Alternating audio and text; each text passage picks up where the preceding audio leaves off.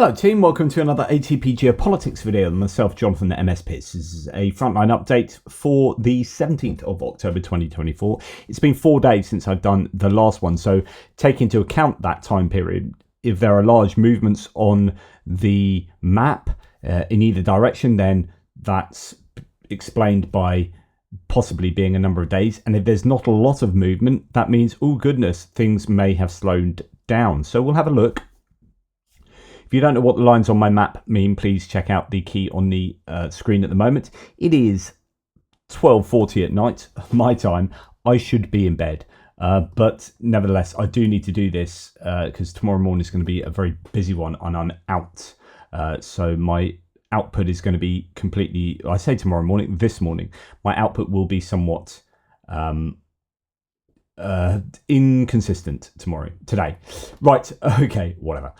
Let's go and look at the front line.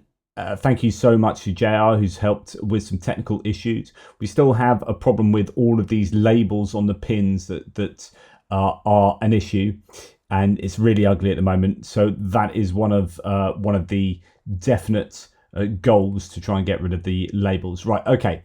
This is the Kursk region. You can see that, in fact, if we turn the pins off for the moment, just so it gives you an idea of the lines, so those labels are out of the way, we can see that the Russians have been trying to push back, as they have been for some time now, with some success, and that's what we're going to expect given the importance that this area is to them from a kind of PR point of view.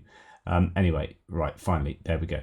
Okay, so as you see, the Kursk region has seen some pressure in this western part of it here, and also the northern part here. And we'll see that by Andrew Perpetua's pins.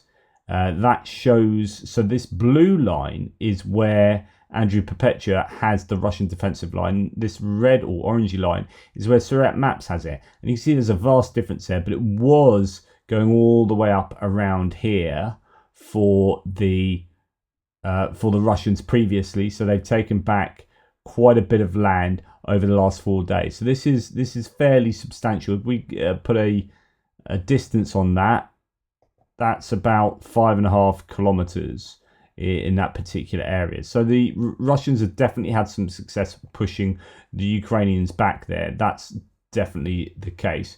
Let's get back some more pins from Surat Maps, and we can see actually that the Russians have also pushed, as according to Surat Maps, the Ukrainians back to pretty much the border down in this Glushkovo sector, where the Ukrainians were pushing across the border, north of the border there, and they had some pretty good success, but the Russians seem to have pushed them back. At least that's according to Surat Maps. As you can see, vast difference there between the mappers. Andrew Perpetua has the Russians still back here, all the way to the north of Vesoloya, and probably a large amount of grey zone in this area, whereas Surat Maps much more content to call that Russian controlled, pushing the the Ukrainians back in the where is it? Here it is, Lyubimovka area, and taking control over that village, and also very close to controlling Novoivanovka, goodness me, and taking some more land in between those two settlements, with the fighting going on the outskirts of Tolsty Lug there. And then over to the north, some further advances for the Russians, quite a bit of south from where Andrew Perpetua has the Russian moves there. So it could be that this is prescient, that this is where the Russians are attacking, that this is mainly grey zone, there's fighting still going on, but the Russians are attacking into here. Surat Maps would have that as them controlling it. Andrew Perpetua not so happy to say that they actually control it. Okay. Some gains, on the other hand, for the Ukrainians in to the northeast of the Kursk sector here, with the Ukrainians pushing towards Kruglik there through Martinovka. They had a little bit of success here the last time on that. So they are seeming to be pushing up that road in the Kursk direction. Indeed, that's the city of Kursk up here. And then some gains for the Russians further to the south of where we were just looking at in the settlement, or around the settlement of Cherkasskaya Konopelka. So there's been quite a bit of activity around there for and Ruskaya Konopelka there around here for some time. Okay, so that's what's going on in this particular region. Let's look at some of the sources now. And there's some interesting developments in Kursk aside from what we've seen on the map there. Okay, so the first one is from War Translated, looking at some Russian sources. The same, and he first said this from this particular Russian channel. Some Russian channels report a slowdown in efforts to repel the attempted invasion in the Kursk region. According to them, despite initial partial success, the Ukrainian armed forces have regrouped, preventing further advances. This is also evidenced by videos that emerged today, such as the destruction of an APC by a Ukrainian tank at close range. That's a really interesting bit of footage. I'll reference that tomorrow in the video tomorrow, where a Ukrainian BMP, no, it's a BTR actually, I think, drives up to two tanks, thinking that one presumes that they were thinking the tanks were Russian, and it literally drives up to within sort of 10 meters of this tank and the Ukrainian tank, and the tank just there's footage from inside the control room. So the drones are talking to tank crews all the time. So it's easy to think they're not joined up, but actually they are, and the drone operators are seeing this BTR approach, obviously communicating to the tank crew. The tank crew just hammer it from 10 meters away and completely renders the BTR inoperable. And 3 crew members, presume that's what's left in there, sort of stumble out and run their own separate directions. So yeah, fascinating there. So anyway, there is still activity going on there. And the Ukrainians are still putting up a bit of a stiff defense there. Here's a brief overview of the situation in the Kursk region, says this channel. At one stage, the Ukrainians grouping became a disorganized mix, but have since regrouped, stabilized, and is holding firm. Our forces made significant progress on the northwestern flank, just where we were looking at, essentially collapsing it, but then stalled. There was no notable advance at the base of the breakthrough from the east, and attacks from the north are getting bogged down. Progress on the northeastern flank is happening, but it's slow and difficult. The enemy's logistics are functioning, albeit poorly, meaning there's no sign of an operational encirclement, let alone a full encirclement. The positive dynamics are mostly in terms of depleting the enemy's forces and resources rather than advancing our own. However, this is somewhat negatively offset by our own losses. In short, the situation remains complicated. Right, so the Russians here admitting that there's attrition, strong attrition on both sides. They say we're not really moving very far, but we are attriting the Ukrainians, but then we are losing lots ourselves. So it's interesting to see, who's correct here in what's going on. Now, then the same channel said later that said this. So, message from someone on the ground. On the highway near Bolshoye Solodetskoye, the Dragon's Teeth have been removed. They're on the roadside, but there are a lot of scattered mines, various traps disguised as logs dropped from using Baba Yagas, the big octocopter or hexacopter drones. And they're in the mud, such camouflage, scattered on field roads adjacent to the asphalt road. It's done on purpose so that we can't hide equipment in forested areas. Today there was an explosion on my end, 1 wounded. We said the guy provided first aid. This was on a road to the village of Rjava. In general, regarding the Dragon's Teeth, additional confirmation from the site. I'm very glad we raised the alarm about this. So this is, I presume he's talking about how the Dragon's Teeth are getting moved somehow at night. I showed you a Baba Yaga lifting one. That's, as many of you pointed out, it's physically impossible. So there must have been some PSYOPs footage where they've just, I don't know, CGI'd that in or something. There's no way an octocopter can pick up a full Dragon's Tooth unless it's empty and somehow is filled afterwards, but I think it's highly unlikely. So somehow there's some kind of sabotagey sorts of operation where Dragon's Teeth are moved and then the Russians are driving into them at night, running away from FPV drones. I presume that's what he's talking about. Also, for everyone who might not yet be aware, there's an alert about increased mine danger Mine danger on the communication lines in the rear. Additionally, there's more evidence of the enemy effectively using heavy multicopters for mining the area. In this case, such remote mining doesn't lead to the isolation of the battlefield, but it seriously complicates logistics movements and the intermediate basing of motorized and mechanized units. On top of everything, the active and widespread use of various mining means suggests that special attention should be given to the engineering and sapper training of infantry units, raising the professional level of engineering and sapper units, and the targeted use of specialists in mine explosive matters. So mines are a big issue there.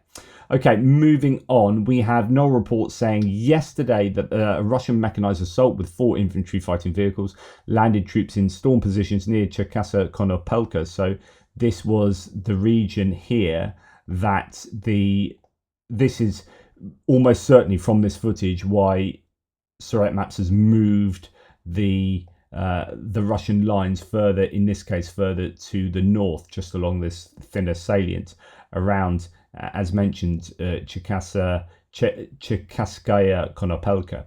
Anyway, no reports continues. Artillery from the 61st Mechanized Brigade targeted the Russian infantry with cluster munitions, destroying 2 infantry fighting vehicles.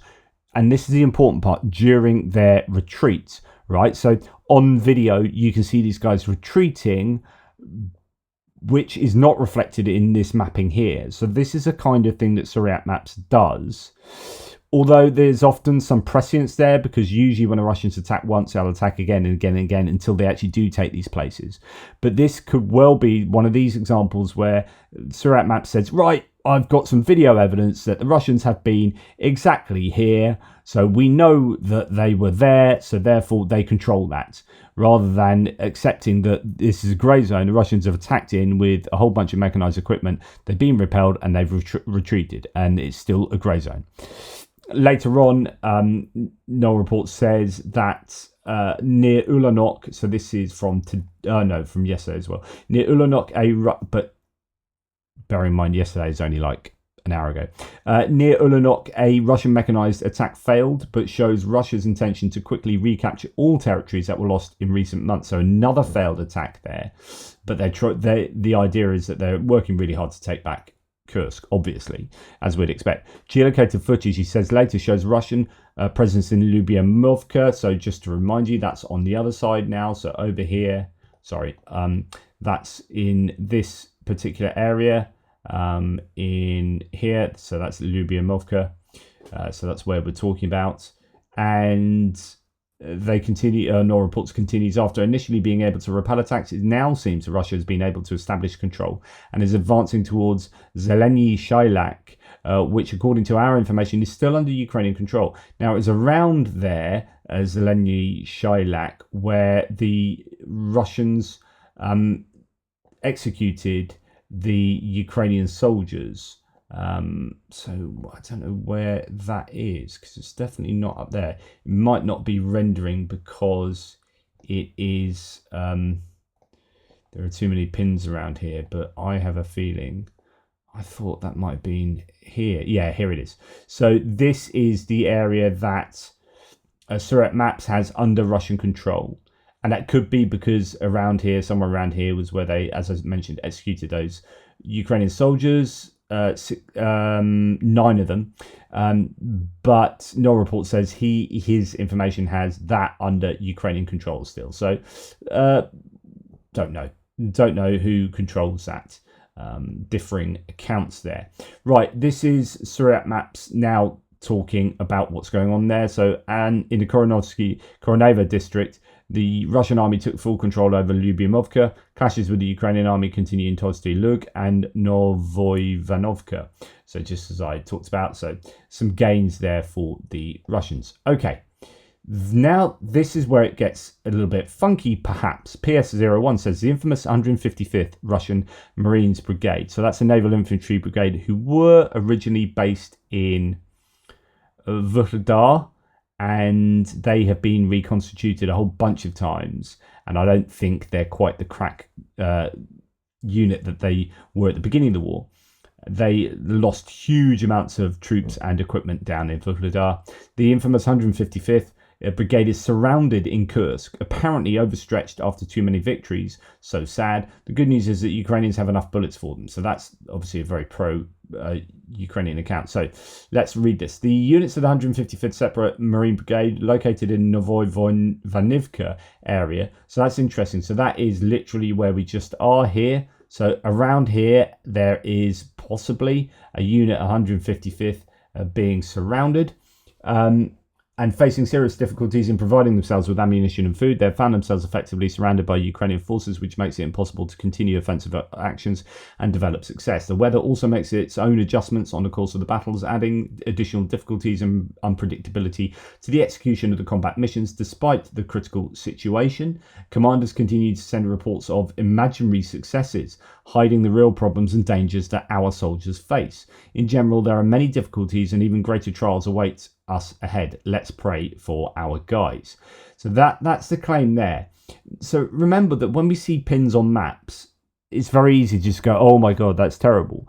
But we don't always understand that A, it might not be true, or that actually other things are happening, or what the state of play is for each of the sides involved in the fighting in these areas. So it could be that the Russians take control of an area, but actually they've got no food and no water, they've got no supply routes coming through, they're in a load of trouble, or they do fully take control and take loads of Ukrainian prisoners, or you know, trick the Ukrainians really heavily. So there are all sorts of different options as to what might be happening in any place on the map, and we try and muddle our way through to get some sense of what's going on. That's why I try and bring you other sources as well. Anyway, interesting that there could be some success for the Ukrainians in that particular Kursk area. Right, we're going to come out of Kursk now. And then there's a lot of talk about two places further along into Belgorod, or in Kharkiv itself. So first of all, we're going to go just across the border near the Lipsy sector. So you've got two sectors where the Russians attacked in the Kharkiv Oblast. You've got the Vovchansk one over here, and you've got the one more directly north of Kharkiv. And Lipsy, this place Lipsy, where the Russians were trying to get to, because that would have put them in artillery range of hitting Kharkiv. So they really wanted to pop down here, take control of Lipsy and place their artillery and just continually hammer Kharkiv. But that didn't quite happen, and it looks like the Russians have been pushed back there just now. Remember, these areas, the Russians have taken some of their troops and placed them up in the Kursk region to defend. So this is a potentially a good time for the Ukrainians to try and take that land back. But they're not just looking at the the Kharkiv region itself. They've actually gone just up the road into Russia, and this could be another one of these clever moves where the Russians might be positionally dug in here, but kind of taking their eyes off the ball further up the border into their own territory. And actually, it's easier for the Ukrainians to take this ground than for them to take back the ground here. So this then might cause the Russians to pull resources from here to defend their actual Russian territory, and then it becomes even easier for the Ukrainians to take this land, or somewhat easier for them to take this land back. Okay. Anyway, you've got this small town of Zhirelevka here, where there is quite a lot of activity taking place at the moment. So the first thing I heard, I reported this, is just one Ukrainian source saying the Ukrainians are obliterating enemy infantry and equipment en masse in Zhirelevka. Massive strikes, massive losses. The enemy is crumbling under our firepower. And there's video evidence to show that things are going pretty badly for the Russians there. So that's that town or village that we're talking about. Then we have Intel Schizo saying the airfield has purportedly crossed the Russian border and opened a new access into Belgorod at Zhirelevka. We will have to wait and see how this develops. If Ukraine can push through this sector, they will cut off Russia's primary supply line for the northern task group north in the Lipsy sector.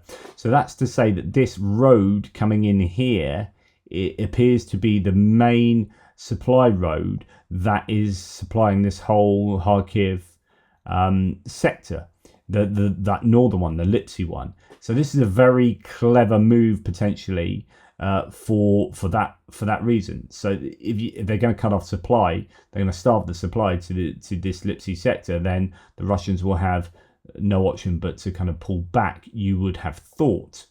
Russian supply line is highlighted in orange. So let's look at their map. Comes down from Belgorod, doglegs around to the east, and then comes in here. And this is exactly where the Ukrainians are trying to interdict it, just so it sort of doglegs round. So with Raputitsa, so that Raputitsa, that's the Russian word for all of the mud that comes in both autumn and winter. I think the Ukrainian word is Bezhdorija. Arriving, if Russia loses its only supply line by road, it will make holding the Lipsy sector extremely difficult, as they'll be forced to bring supplies across flat, open farm fields, resulting in a lot of vehicles getting stuck and destroyed in the mud, similar to Ukraine's road of life at Bakhmut. So that's not what they want to happen, especially with all of those drones flying in the air. So the Kyiv Independent says so that's that situation into Belgorod, in the Belgorod Oblast itself. And then we have the take back of some forest area in the Lipsy area. Whether it is this, it's looking like this area there. I don't know whether there is further gains for the Ukrainians. Let's see how much that is for. So for the Ukrainians, about 1 kilometer in depth there, according to Suryat maps. But remember, when the Ukrainians make gains, it's very much undersold by Suryat maps. When the Russians make gains, it's like, yeah, let's move the map really, really big time and very quickly. But anyway, here they say from the Kharkiv axis, Ukraine has recaptured a series of positions northeast of Lipsy. So it's really not telling us. I've spoken to you about this before, how when the Ukrainians do quite well at something, it's really undersold, not just in terms of like the pins or whatever, but in the vocabulary and the amount of information given in the description. So recaptured a series of positions, and quite often with the took full control over the locality. Clashes continue, and it's often very much more emotive or powerful language used when the Russians do stuff. Took full control over the locality rather than recaptured a series of positions. I often think that's the case. Anyway, the Kyiv Independent says of this, Ukraine reportedly reclaims territory in the north of the Kharkiv Oblast. Almost entire Russian regiment is destroyed. Units of Ukraine's military intelligence, GUR or HUR, cleared 400 hectares, about 988 acres of forest in the Kharkiv Oblast from Russian forces, killing a number of Russian soldiers, the agency reported on the 16th. The operation was conducted north of the village of Lipsy, located 10 kilometers south of the Russian border. The village was under Russian occupation from February to September 22 and was again targeted during Russia's renewed offensive against Kharkiv Oblast in 2024. But of course, they didn't quite get to Lipsy. So that is potentially really good news, and especially if the Ukrainians have been able to take out an entire regiment of Russian troops, that would be incredibly useful for them. But we'll see as the days go by if they can build on that, if that's exactly what's happened. Okay, then we're going to come to the Kupyansk-Svatove to Crimea front line, and remember the axis here. Remember, Kupyansk is being evacuated formally. There's only 3,000 people left here of the 26,000 that were here prior to the war. It's a fairly significant place. As you can see, it's a crossroads. It's logistically pretty important. Of course, these days, that road going out to the east doesn't really go anywhere particular because it goes straight into the contact line. However, the road will be helping to provide the Ukrainian forces holding out here north of the Pischany salient, where the Russians have had quite a bit of success and are pretty much at the Oskil River, bar the odd field. So yeah, that's what's going on there. Let's have a look at, that's further down to the south. So I don't think I have any sources for around here at the moment. As you can see, there's no real change until you get further down here around Makivka. So they're filling in that gap between these two sort of areas where was it Nevska here, where there's a bit of flag raising, and then a Makivka up here. So Andrew Perpetua saying that the Russians have taken control definitely of some of this area. He has enough evidence to suggest that that is the case. And then a little bit to the south of Nevska here for the Russians, and a tiny bit here along a sort of gully there, and some tree lines for the Russians as well. But big old differences between the two mappers. You can see that Andrew Perpetua is not prepared to bring the lines as far forward as Suriyat maps, and that's a difference of about 4 kilometers there. So that's really significant. So what's going on there to explain the huge differences, and it's even more pronounced as we come down here. So that's almost 5 kilometers. A massive difference between the two mappers in that particular area. Right, then we're going to come on down to the Serebryansky forest, and just south of there were these huge claims a couple of mapping cycles ago, when Suriyat maps and the Russians claimed that the Russians had taken all of this land and got all the way to Serebryanka, and coloured in all of this area, and then a couple of days later it's like, oh no, maybe not. Didn't really say much about it as far as I could see. It just that's what happens when you get particularly animated about Russian successes. But actually here there are some successes for the Russians, where they have taken some of this area over here. I'm trying to work out what these pins are doing. It's probably these ones might be mistakes, some movements of another polygon line that's automatically generated them. It's more likely that this area here is what the Russians have taken control of, and that is north of Voknokomianska. Remember, again, as those massive moves were claimed up here, there was also the idea that Voknokomianska was under Russian control, and then I think there's some pulling that back to some degree. But you can see that the Russians have certainly advanced as according to Suriyat maps, but again, some huge differences, about 4 kilometers, 3 kilometers there, 4 kilometers down here between the two mappers. We have in the Belgorod area, so that is just north here, around this chalk pit and these kind of mountains or fairly tall hills that surround this whole area. The Ukrainian paratroopers of the 81st Brigade have repelled a Russian assault near Belgorod, Luhansk. Despite being outnumbered and outgunned, the enemy used tanks and armoured vehicles but suffered heavy losses. I think that's a change of subject there. So, oh no, yeah, despite being outnumbered and outgunned. Right, so it's not. Ukrainian paratroopers were outnumbered and outgunned. New sentence, come on Pierce, read correctly. The enemy used tanks and armoured vehicles but suffered heavy losses due to the defenders' strong resistance, and they eventually retreated. And actually that's some pretty, there's some footage there that certainly shows you how difficult it was for the Russians attacking there. So I don't know exactly where the geolocation is for that. I don't know where that is, but in the Belgorod area it seems to have really heated up again, as it has around Voknokomianska. And then we're going to come. Oh no, this is exactly what I was just saying. That little extra bit there. Situation on the Seversk front during the last few hours. Russian army took control over the most of the White Hill north of Voknokomianska. So when we look at this, let's see if it is a hill. So look to the bottom right, see the height. It's 202 meters. Yeah, 205, 200. So about 210 meters there. And then we're 170, 60, 30, 20. Yep. So that is definitely, this is the heights here, and it comes downhill to Voknokomianska. So that would be a sensible place for the Russians to want to take control of. Let's try and get a sense of this from the ground. So this is Voknokomianska, and yeah, you can see it rises quite significantly up there.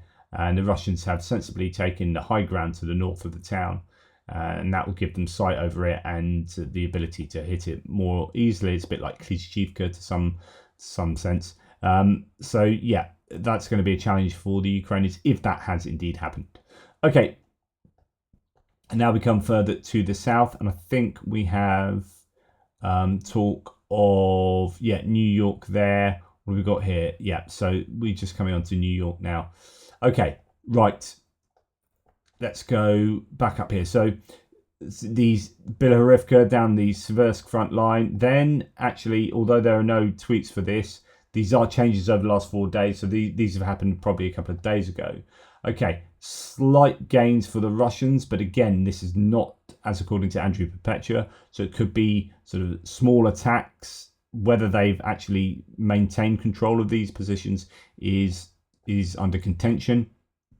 And some further marginal gains across the canal west of Kalinivka, and that would be a worry if that is the case. The Russians still haven't really made any further gains past the initial. Well, it depends whether you believe Surat maps. There's still, I think this is a really significant difference. Do the Russians have firm control over the outskirts of Chasiv Yar on to the west of the canal? I'm not sure, but Surat maps claiming that they furthered a bit of their control in that northerly area. And then some changes, both mappers agreeing that around Ivanivska, the Russians have increased their control pretty much up to the canal there. Now, this is important. So both mappers agree that the Russians have got across this bridge area across the canal and are in control of this road that then splits off to go skirts to the south of Chasiv Yar to Stupochki and then up to the north. So that is super important, I think, showing the Russians are making gains. And then again, according only to Surat maps, they've made some gains across the canal, again towards the Stupochki area. This is a little bit of a key area for maintaining the control over Chasiv Yar for the Ukrainians. You know, just like any other settlement, you don't want to be operationally encircled. So it's really important that you can see the Russians are trying to get up there to the north, probably to circle around. They're trying to get across the canal, and they appear to have succeeded in 2 places now, to the south of Chasiv Yar. Now this is a real shame because Chasiv Yar has held out. It's been stable for a good long time. I hope we don't start seeing fighting in the streets of Chasiv Yar proper now, because you know that it will be, you don't easily reverse that kind of activity. But still, huge differences between these two mappers, like kilometers worth of differences there. If we look at that again, just in that area, that is pretty much 3 kilometers, and then Klishchivka from that railway line to where Surat map says they are, 3 kilometers there. So it's something explains that. Who knows what? Right. Then we have some small gains for the Russians in the New York area as they're pushing through here. But interestingly, for 4 days to not have any movement in the Toretsk area, I think is significant. And there is that we had heard talk that it had slowed down for the Russians in that area. So in New York, after the 12th Brigade Azov was able to retake positions some weeks ago, it seems that New York, at least in the northern part, has been abandoned. We are unsure if the western part of the city is also lost, but it's very likely Russians are advancing to Leonidivka. So let's see where this is. So this is as the river splits there. We'll see if we can work out where that is on our map. That's around Nelipivka. So yeah, there's Leonidivka. So I think this is all around this kind of area. Yeah, actually, this is a good deal further south here. So that's where that river, I think, splits here. So the river there splits and goes off in that direction. So it's really interesting. So no reports here has a completely different map. So what Surat maps has is all of this area up there under Russian control. So you've got Nelipivka just in here, just in Russian control, and then it kind of comes down here. And yet you look at what Surat maps has, all of this and all of this and all of that. None of that shows on NOAA reports, and indeed on Andrew Perpetua's map. And this is another example of an absolutely massive difference. That is a 5-kilometer difference pretty much between the two mappers there. So again, huge divergence in what these mappers are claiming. So just be careful. We don't want to take this at face value, what Surat Maps are saying. We need to be suitably skeptical. However, I assume that there's often activity going on there, and it probably is a sign that most of this is grey zone. So even if they don't control it, they're going to be having a good go at it. Anyway, as we come on down past there, let's read a bit of War Translated. Where is this? I'm not quite sure where this is. So says Russian reporter Kotenok talks about slow progress on the DPR front, so Donetsk People's Republic. And of course, that can be all along here. So I don't know. Maybe we'll get some more detail as we read. Due to worsening autumn weather, Russians have to use small group tactics and Ukrainians retain drone superiority. Cannibal commanders send footmen into meat assaults, leading to high casualties. Okay, let's quickly read this. Situation Donetsk front during the special military operation as of the beginning of October the 17th. So this is pretty much now. This is really recent. In fact, this is produced only less than an hour ago. Okay, the weather on the Donetsk front, or on all other things being equal, favours defence rather than offence. However, because defence, you're going to be just sitting where you are, waiting for the enemy to attack. So in order for the enemy to attack, they need to move towards you. In order to move towards you, it's more efficient if they move in vehicles, and especially if those vehicles have big guns. That's going to help them. So the weather is going to disadvantage the attack more than the defence. 2. However, the fighting does not stop, and our forces continue to attack daily using a carefully honed small group tactic. 2 factors are at play. The main one is a colossal shortage of personnel. The task of dispersing and stealthily advancing on enemy positions under the conditions of their dominance in drones. In each situation, the number of assault troops varies, but increasingly the practice now is to work in pairs to advance to a point where they can secure a position. Then a new pair or trio moves up step by step. Losses are significant, including on the Kursk section of the front. I'm not at liberty to disclose details to avoid being accused of discreditation. In other words, this is a Russian admitting the Russians are losing lots of troops in this area. Kursk is mentioned explicitly.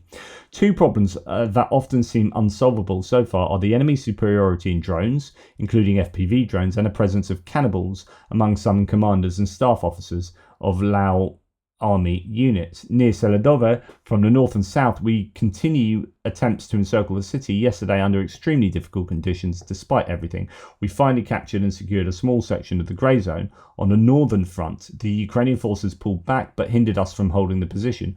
We managed to secure it, he says. So, okay, that is to say that before we look further up there, the Seladove area is here, and he's claiming that actually they secured a bit of grey zone to the north there. Surat Maps has some area to the south being taken by the Russians, a little bit extra there. As mentioned, they're trying to encircle Seladove, and they're pretty much done so.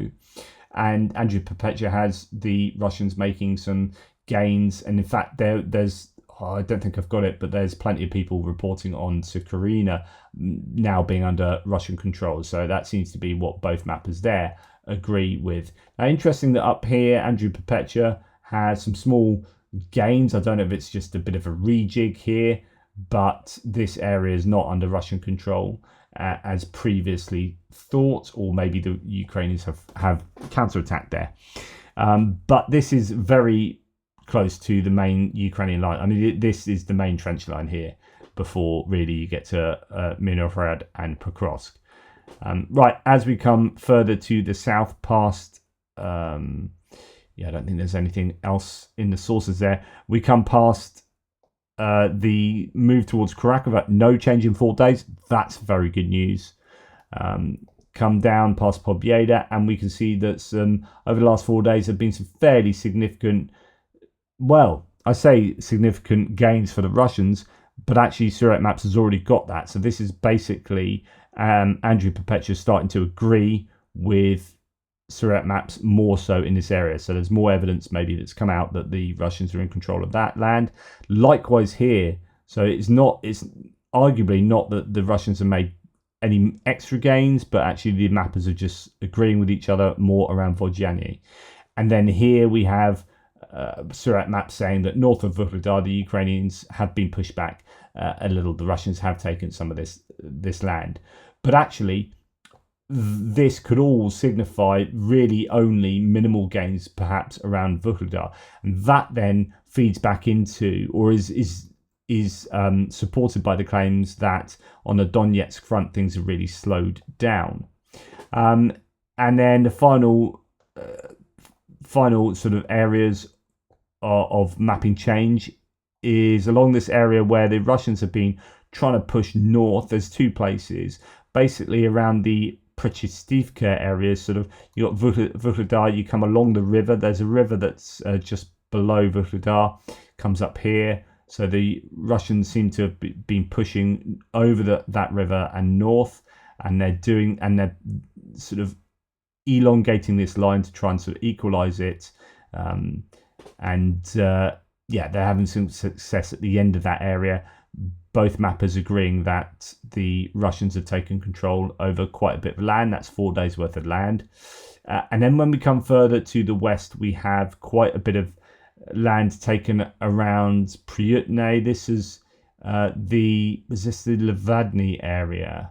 So we got Urozhainy, Velika Novosilka area is what we have here. And Pryutne, I'm sure it's up to Levadny. Here it is, Levadny. So this was the whole kind of breakthrough that everyone was worrying about, and I was speaking the other day about how I think Tim White was saying he was saying that the defenses are not as good in Zaporizhia. I don't know. I've heard that the defenses are good here, but these won't be the main defenses that you see. So any kind of breakthrough here isn't as bad as people think. Like, the main defensive lines are going to be well dug in all the way back here. This is what, when you have a front line, you cannot build extensive fortifications on the contact line. You just can't get excavators there. They just get hammered by drones. So you build everything 30 kilometers back or more. There'll be several lines just back here. And that's really what we're talking about when we say, when I say the Zaporizhia defensive lines are pretty good, I'm talking about these established ones, these big ones further back. I don't think I have the map. I've only got the Russian lines on my map. Not that they're there at the moment. So when the Russians made, lots of people dooming about this attack here, and they've taken a bunch of fields. Yep, and that's not great. Okay, this has been fairly solid since the Ukrainians counterattacked and took this, but it's not. I don't think it's quite the disaster that people were dooming about. Now the issue is, if that continues, then actually, as the Ukrainian lines come down here, you don't want to break through and be able to get behind these north-south lines. So that, this is definitely a worry. I'm not quite sure it's as bad as people were saying like 3 or 4 days ago. And actually, it's not. Yeah, they have taken some land there, but it's not like a huge amount of land. But anyway, and that's me, I guess, sounding like I'm hopium copium. That's the Frontline update for you today. Sorry it's taken so long. That is 4 days worth of it. So that's why it's a longer video and a few sources to look into. Thank you very much for watching. Take care, and I'll speak to you soon.